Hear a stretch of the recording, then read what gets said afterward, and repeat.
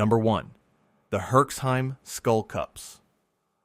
For a long time, archaeologists told a comfortable story about the first farmers of Central Europe. They were the linear pottery culture, and they spread across the continent around 7,000 years ago, with their fields, their long houses, and their distinctive banded pots. The picture was peaceful.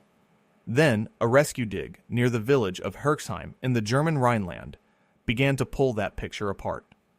The excavations ran first from 1996 to 1999, then as a full research project from 2005 to 2010 under Andrea Zieblans. What her team found in the ground was not a settlement. It was a ring of horror. The site is an enclosure, 2 concentric ditch systems roughly 250 meters across. They were not dug as clean trenches. They were formed as chains of overlapping pits, refilled again and again, and packed into that fill were human bones. The minimum count in the excavated portion is about 500 people. Extend that across the whole enclosure, and the estimate climbs toward 1,000. These were not warriors. They were men, women, children, and infants, an entire cross-section of a population. The bones told a process. There were fine cut marks where flint tools had scraped away muscle, even from the tongue and the face. There was deliberate breakage to reach the marrow, and the skulls had been worked in a shockingly regular way.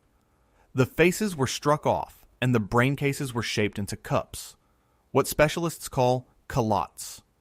This was not random damage. It was a production line.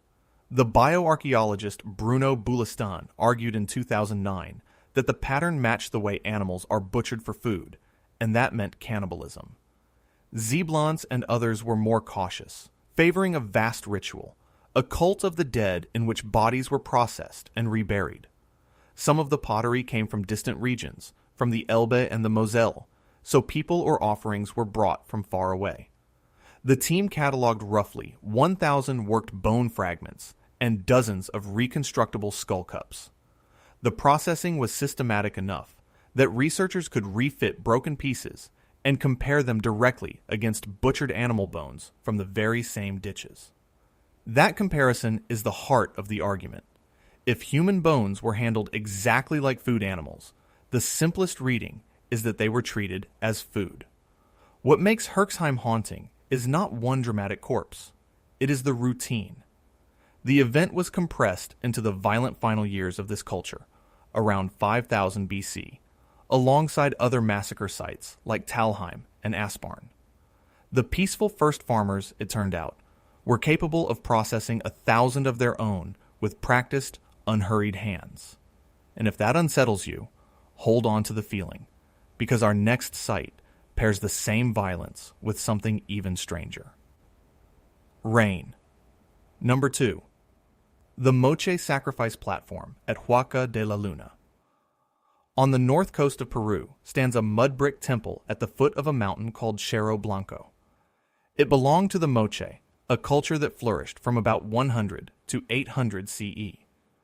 Their painted pottery is famous, and some of the most vivid scenes show a terrible ceremony. Prisoners have their throats cut, and their blood is caught in a goblet and offered to a fanged god. For years, scholars assumed this was symbolism, a myth painted on clay. Then the archaeologist Steve Bourget started digging in 1995. In 2 open plazas of the temple, Bourget and his Peruvian colleagues Santiago Ucheda and Ricardo Morales found the ceremony made real. At least 70 male skeletons, most of them young men between 15 and 39, lay in the ground. Their throats had been slit. Their skulls were fractured. Bodies had been dismembered and defleshed. And crucially, they lay in layers of sediment left by heavy rain. Bourget connected the killings to El Niño, the climate cycle that periodically floods this desert coast. When the rains came and threatened the world, the Moche answered with blood. The details are grim. Some victims were tied with rope. Some were left exposed to rot, then rearranged after the flesh was gone. Beside them lay clay figurines of bound, naked captives, echoing the scenes on the pottery. Strontium isotope analysis pointed to a surprise. The victims were local Moche, not foreign enemies. That suggests ritual combat among the Moche themselves, warriors fighting to supply sacrifices. Some skeletons even show older healed wounds, meaning they had survived earlier rounds before their final one. The deposits were also stratified, layered one above another, which shows the killings happened in several distinct episodes rather than a single event. Above it all, the temple walls carried painted images of Ayapaek, the fanged decapitator god, tying the murals overhead directly to the bodies below. There are competing readings. The mainstream view is appeasement, offering lives to end a climate catastrophe. Others see elite political theater, a display of power over life and death. The radiocarbon dates and pottery place the main deposits around 550 to 600 CE. Bourget has written about how disturbing the excavation itself was, lifting bodies frozen in the postures of their deaths from the mud. The pottery had told the truth all along, which raises a question we will meet again. What happens when the dead in a place do not seem to belong there at all? For that, we climb to a frozen lake. Number 3. Roopkund, the Skeleton Lake. High in the Indian Himalaya, at about 5,020 meters in the Triskel Massif, there's a small glacial lake called Roopkund. It is barely 40 meters wide and only 2 meters deep. When the ice and snow melt back each season, the shallows in the shore reveal something that should not be there. Bones. Hundreds of them. Estimates run from 300 to 800 people, many still preserved with hair and leathery flesh in the cold, dry air. A British forest ranger reported them widely in 1942, though local people had known for far longer. For decades, the assumption was a single disaster. A study in 2004 suggested one mass death around 800 CE. Then, in 2019, a landmark genetic study published in Nature Communications took the mystery apart.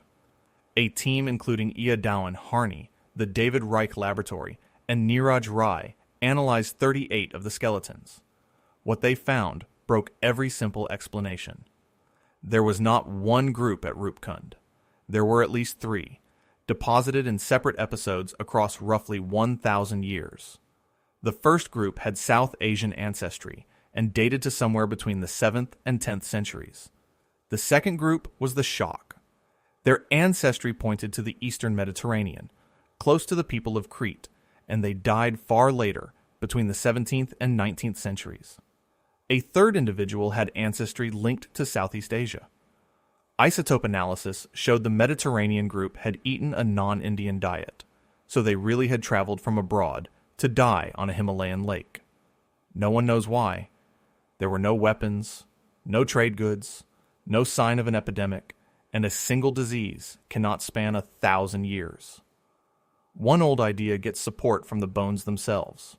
Some skulls show rounded blunt fractures consistent with large hailstones, and local folklore, tied to the Nanda Devi pilgrimage, tells of a deity punishing an impious royal party with a killing storm. That might explain a group caught in the open. It does not explain a party of 18th century Greeks. The lake is so small and so shallow that the sheer density of remains overwhelms visitors, and its remoteness has allowed bones to be looted and disturbed over the years, complicating every attempt to study them. The single epidemic idea collapsed the moment the dates were spread across 1,000 years. No plague lingers that long in one spot. Roopkund remains one of the genuine open cases in archaeology. And from bodies that do not belong, we move to bodies that were never a single person to begin with. Number 4. The Cladh Hallan Composite Mummies. On the island of South Uist, in the Outer Hebrides of Scotland, archaeologists led by Mike Parker Pearson excavated a Bronze Age settlement of roundhouses. Beneath the floors, they found burials, bodies tucked into tight, flexed positions, and dated to roughly 1000 to 1300 BC. At first, they looked like ordinary interments. They were anything but. Microscopic study of the bone, its histology, revealed that the normal bacterial decay that begins at death had been stopped. The bodies had been preserved. Chemical analysis pointed to how. They had been placed in an acidic, oxygen-poor peat bog for a few months, just long enough to fix the soft tissues, and then pulled back out. These were deliberate mummies, the first hard evidence of intentional mummification in Bronze Age Britain. Then came the truly strange part. When the bones were examined closely and later tested, one male skeleton turned out to be a composite. His skull, his jaw, and his lower body came from at least 3 different people. The female was assembled too, combining bones from more than one individual, including a male skull set with a largely female body. Radiocarbon dating showed the parts had belonged to people who died centuries apart, then were joined, and finally buried together around 1100 BC. That means these bodies were kept above ground, curated for 300 to 600 years before burial. Why would anyone do this? The mainstream reading is about lineage and legitimacy. A preserved ancestor is proof of a family's claim to land and status. Assembling several ancestors into one body may have merged their identities, forging a kind of composite forefather. The bodies were reburied under the floors of the living, keeping the dead literally underfoot. The press called them Frankenstein mummies, and the name stuck. Parker Pearson has said the results force a complete rethink of how Bronze Age Britons treated their dead. The peat bog method they used is the same natural chemistry that creates the famous bog bodies of Northern Europe, only here it was deliberately harnessed and then stopped at exactly the right moment. Follow-up studies, including work published in 2012, confirmed the mixing of individuals through further testing, so the composite is not a fluke of one bad skeleton. It was a practice. From bodies stitched together, we turn to bodies laid out in careful rows, and a question about who chose to die. Number 5.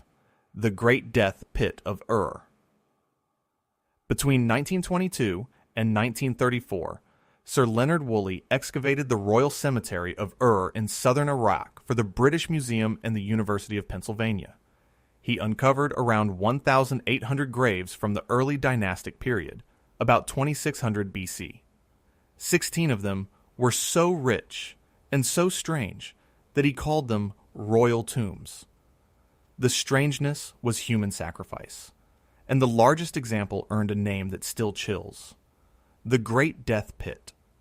In the grave labeled PG 1237, Woolley found 74 bodies laid out in orderly rows. 68 were women and 6 were men. The women wore headdresses of gold, lapis lazuli, and carnelian. Musicians lay beside their instruments, including the beautiful lyres of Ur. There were soldiers with copper helmets and spears near the entrance, and even oxen with their wagons. Woolley believed the attendants had walked down into the pit, drunk poison from cups, and lain down to die peacefully, following their ruler into the afterlife. For 80 years, that gentle image held. Then, in 2009, researchers at the Penn Museum, including Aubrey Bodsgord and Janet Monge, put 2 of the skulls through a CT scanner. The scans showed perimortem trauma, blunt force to the head. The attendants had not simply fallen asleep. They had been killed, struck down by a blow. There was even evidence that bodies were heated, or perhaps treated with mercury, to slow decay so the burial ceremony could unfold over a longer time. Woolley's technique for recovering the finds was itself a marvel. Where wooden objects had rotted to nothing, he poured liquid plaster into the empty voids and let it set, recovering the exact shapes of the lyres and other vanished items. His wife, Catherine Woolley, reconstructed the elaborate headdresses and helped bring the discoveries to a fascinated public. The peaceful procession became a controlled mass killing. Nearby lay the intact tomb of Puabi, a woman named on her own cylinder seal, buried under a spectacular headdress. Woolley, for all his Victorian composure, wrote with real unease about the rows of bejeweled young women lying where they died. There were no signs of struggle, which somehow makes it worse. The mainstream view today is retainer sacrifice, the belief that royalty needed a full household in death. How willing those attendants were, we will never know. But at least they were buried whole. Our next pit kept the heads separate. Number 6. The Ridgeway Hill Viking Mass Grave. In June of 2009, a road crew was building the Weymouth Relief Road on Ridgeway Hill in Dorset, England. Then the diggers stopped. They had cut into a disused Roman quarry, and the quarry had been reused for something brutal. Oxford archaeology took over, with osteologist Louise Lowe leading the study of the bones. The pit held 54 bodies, and to one side, stacked separately, sat 51 skulls. Every one of the dead was male.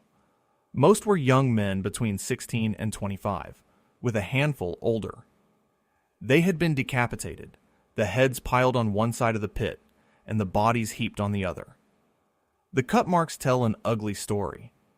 The executions were messy, with multiple blows to necks, jaws, and skulls, the work of someone who was not skilled at it, or who was hurried. Some men had defensive wounds on their hands and arms. They had tried to stop the blades. Who were they? Isotope analysis of their tooth enamel, which records the chemistry of the water they drank as children, showed they had grown up in colder climates, in Scandinavia, and around the Baltic. These were Vikings. Radiocarbon dating placed the killing between about 970 and 1025 CE. The likeliest explanation is a captured Viking raiding party, executed by local Anglo-Saxons during the renewed raids of that era. The men were buried naked, so they had been stripped first. One had grooves deliberately filed into his front teeth, a rare Viking body modification. There is one detail that lingers. 54 bodies, but only 51 heads. 3 skulls are missing. They may have been kept as trophies or mounted on stakes as a warning.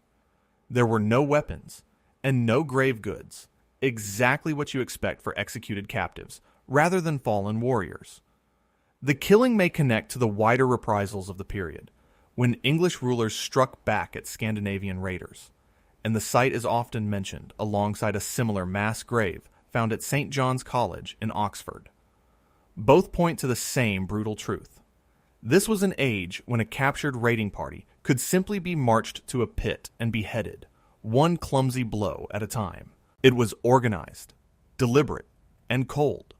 From a pit of violent ends, we climb to the highest, and perhaps the saddest, sight of all, where the dead look like they are only sleeping. Number 7. The Children of Llullaillaco. On the border of Argentina and Chile rises a volcano called Llullaillaco, 6,739 meters high. Near its summit is the highest archaeological site on Earth. In March of 1999, an expedition led by Johann Reinhard and Constanza Cerruti excavated a shrine buried in the ice. Inside were 3 Inca children, and they were almost perfectly preserved. They date to around 1500 CE, at the height of the Inca Empire. There is the maiden, a girl of about 13 to 15. There is a boy of perhaps 4 to 7. And there is a younger girl, around 6, known as the Lightning Girl, because a bolt struck her body long after death, scorching one shoulder and part of her face. These are among the best preserved human remains ever found. Their organs are intact. Their blood remains in their veins. The maiden still has her hair and her skin, and she sits cross-legged with her head bowed, as if she has simply dozed off. They were sacrificed in a rite the Inca called capacocha, a great state ceremony. Analysis of the maiden's hair reads like a calendar of her final year. Her diet shifted toward maize and coca, the food of the chosen once she was selected. Toxicology found high levels of coca and of chicha, an alcoholic drink. She was sedated. The children most likely died of exposure in the freezing shrine while drugged, arranged in their ritual postures with gold and silver figurines, fine textiles, and feathered headdresses around them. The team members reported that the hardest part was that it did not feel like handling artifacts. It felt like handling sleeping children. CT scans and further hair studies by researchers like Andrew Wilson reconstructed the children's last months, the long walk to Cusco and back to a sacred peak. Today, they rest in the Museum of High-Altitude Archaeology in Salta, kept frozen in climate-controlled cases, and there is real ethical debate about whether they should be displayed at all. The Capacocha Rite chose children considered physically perfect, and Reinhard's expeditions across the high Andes found several such shrines, but Llullaillaco is the most complete ever recovered. The Lightning Girl's later scorching is a strange coda, proof that even after death, the mountain was not finished with them. Preservation this perfect collapses 500 years to nothing. And from a face at peace, we turn to a face frozen in a scream. Number 8. The Screamin' Mummy, Unknown Man E. In 1881, explorers found a hidden cache of royal mummies at Deir el-Bahari, near Luxor, where ancient priests had secretly moved the bodies of pharaohs to protect them from robbers. Among the kings lay something disturbing, a body with its head thrown back and its mouth stretched wide open as if caught mid-scream. Egyptologists labeled it Unknown Man E. Almost everything about the burial was wrong. Instead of fine linen, the body was wrapped in a sheepskin, an animal considered ritually unclean. It had not been properly embalmed. The organs were left inside. The hands and the feet were bound. The early scholar Gaston Maspero wondered if the man had been poisoned, or even buried alive. For over a century, the screaming face fed legends of a horrific death. The truth came from genetics. There was a long-standing theory that this was Prince Pentauer, a son of Rameses III.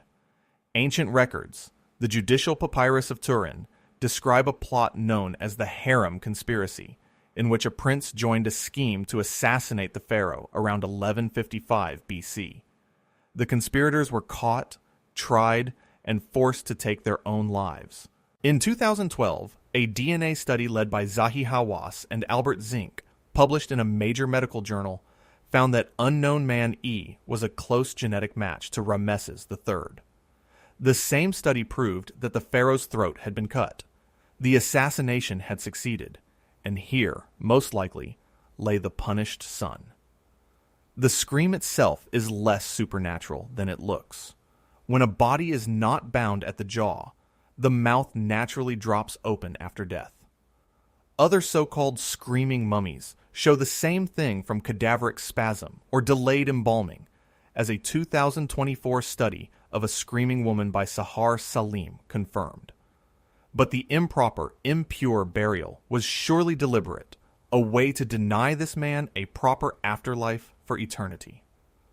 The same Deir el-Bahari cache that hid him also protected the mummies of some of Egypt's greatest kings, including Rameses II, Seti I, and Thutmose III, which makes the shabby, punitive treatment of Unknown Man E stand out even more sharply against his royal neighbors. Because modern CT scanning is non-destructive, his body can be examined again and again, and each new pass adds another layer to one of the very few ancient assassinations ever confirmed by forensic evidence. From a single punished body, we go to 300 people who died together in an instant.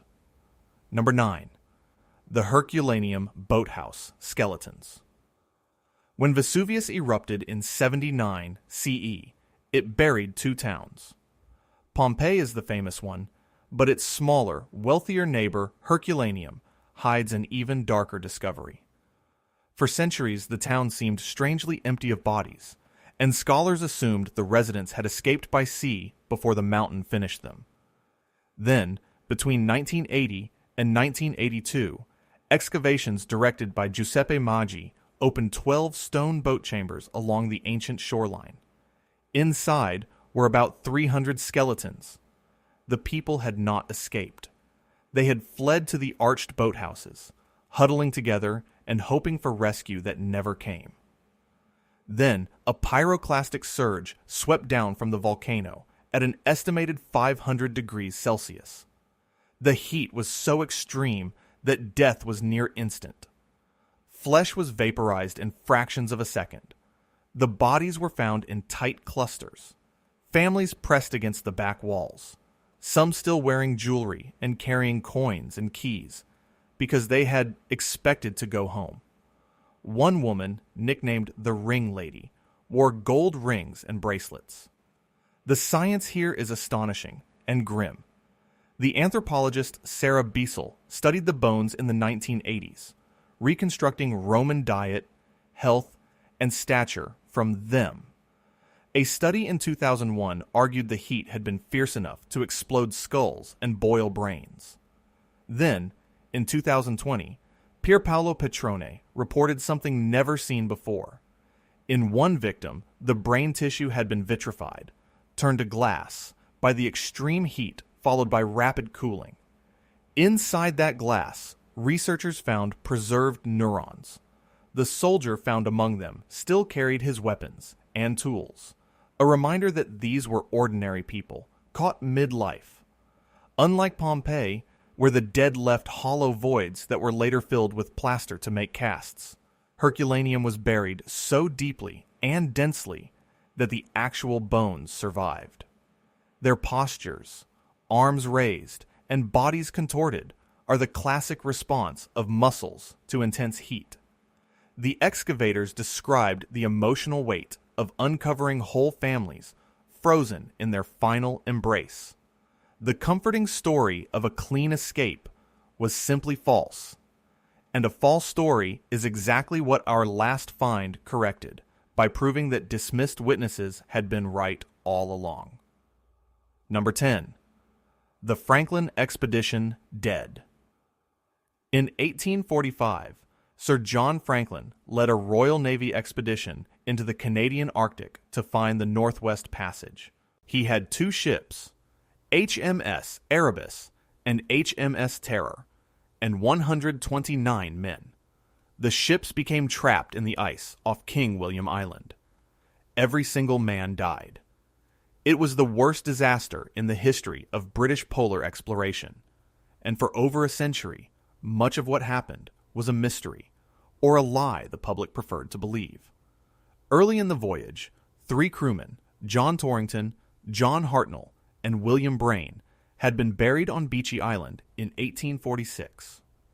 In 1984 and 1986, the forensic anthropologist Owen Beatty exhumed their graves from the permafrost. What he uncovered stunned the world. The bodies were preserved almost perfectly.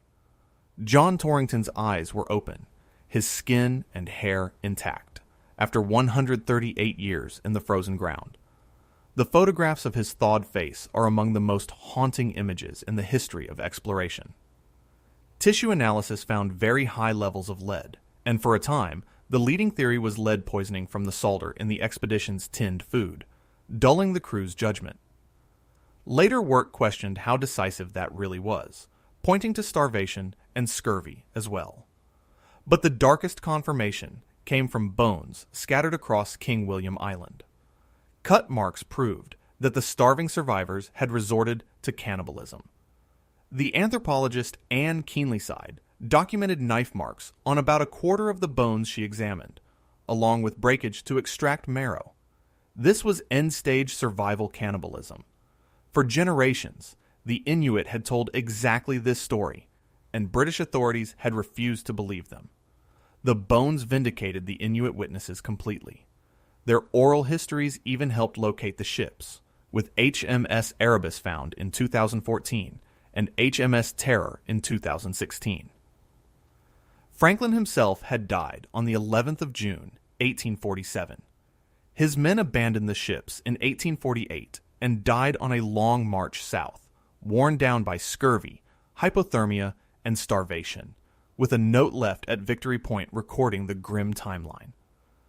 Modern DNA work is now matching scattered bones to individual crew members, slowly returning names to the dead. It is a rare case where the frozen ground kept the evidence, and where the people long dismissed as unreliable witnesses were proven right in every important detail. That is the pattern under all 10 of these sites, and it is worth asking why they haunt the people who dig them. Most archaeology is quiet.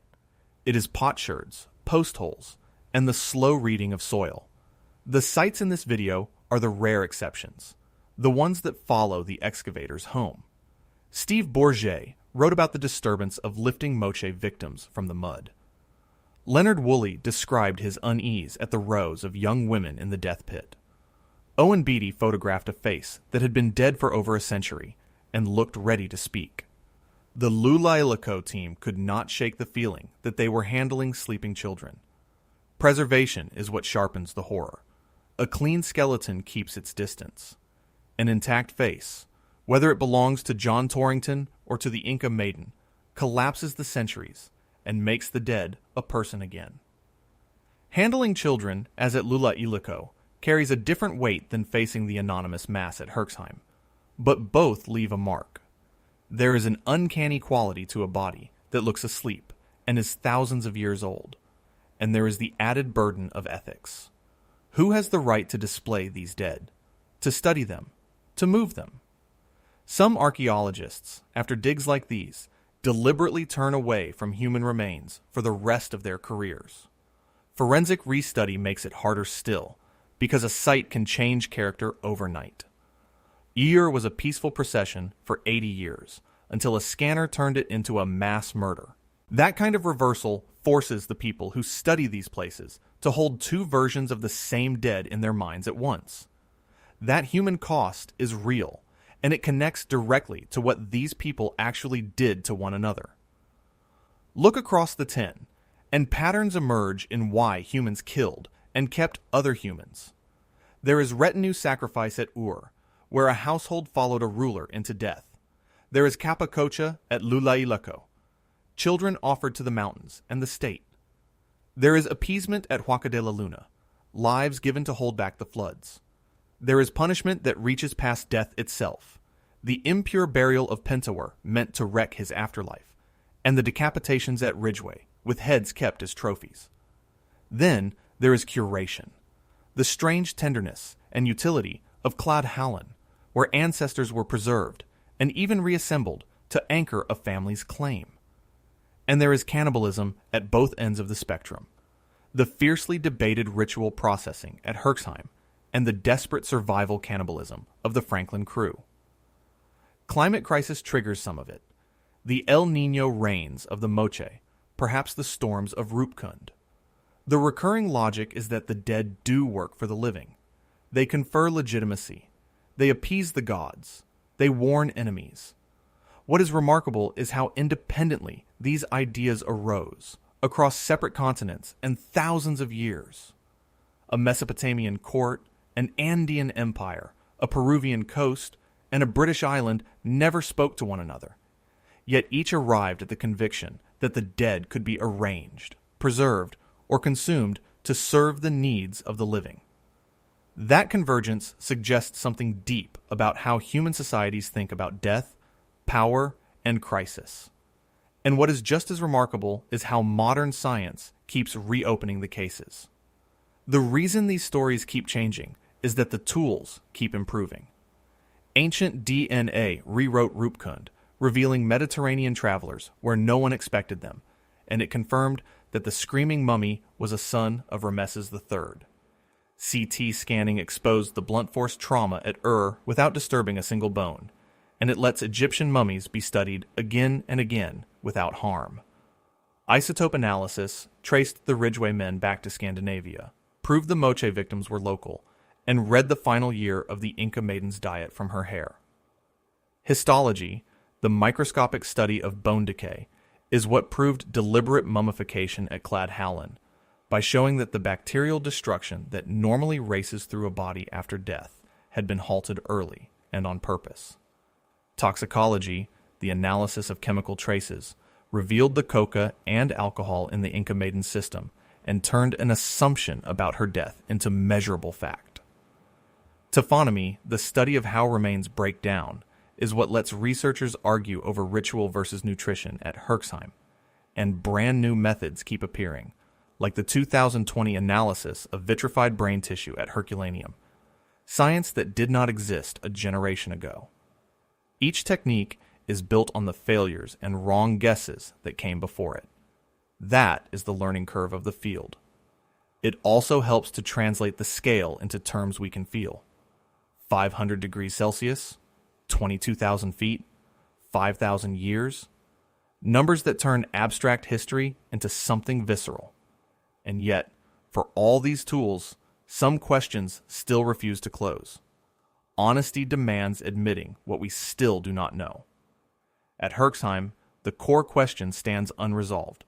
Was it true cannibalism or an elaborate rite of excarnation and reburial?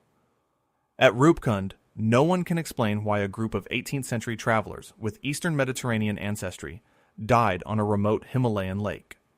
At the word voluntary hangs uneasily over the sacrifice, because we cannot know how much choice those attendants had.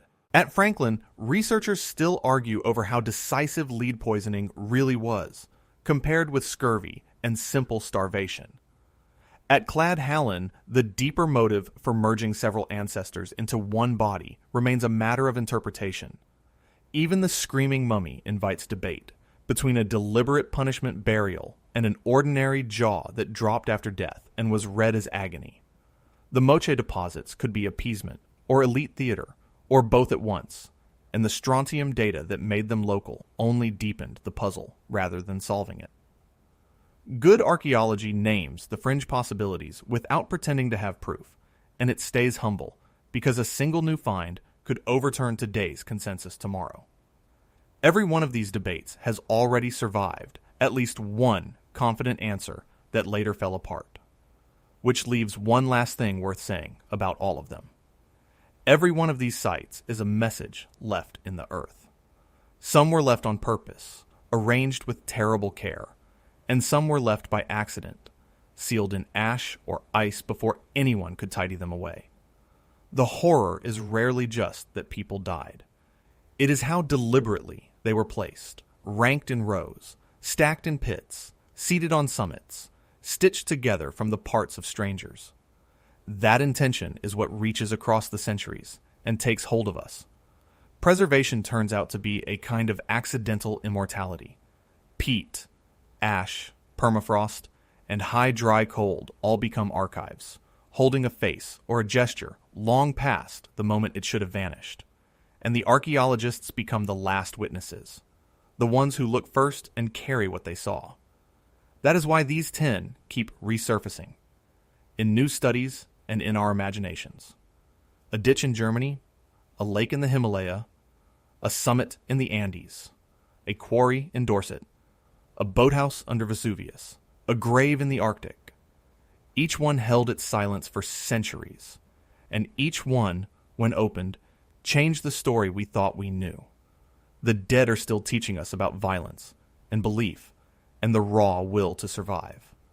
We keep digging anyway, because the ground remembers what we would otherwise forget, and because the only thing more unsettling than facing these finds would be leaving them unknown.